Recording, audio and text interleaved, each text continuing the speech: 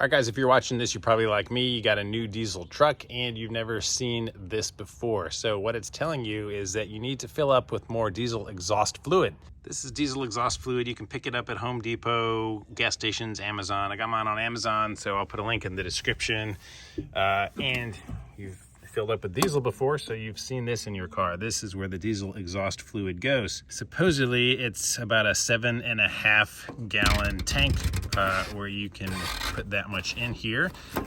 This is my first time filling it up. I just got that warning that had 500 miles, and as you drive each mile it drops off. This is 2.5 gallons, so it's not going to fill the tank up. I've had the car for almost 10,000 miles, I think, and this is the first time I've had to put any in it, so it came full. So I got almost 10,000 miles out of it. Open this thing up, comes with a dispensing nozzle. I'm gonna unscrew the cap on this. Comes with a little safety guy, and screw our nozzle on.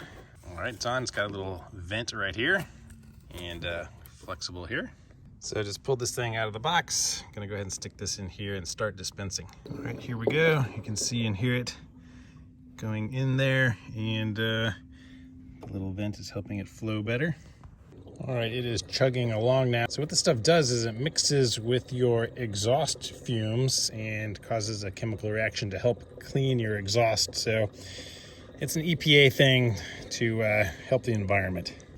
And to get the last bit out, of course, I realized you can extend this thing, so it goes a lot further. And like this, it's easier to keep further away from the truck to get it all out.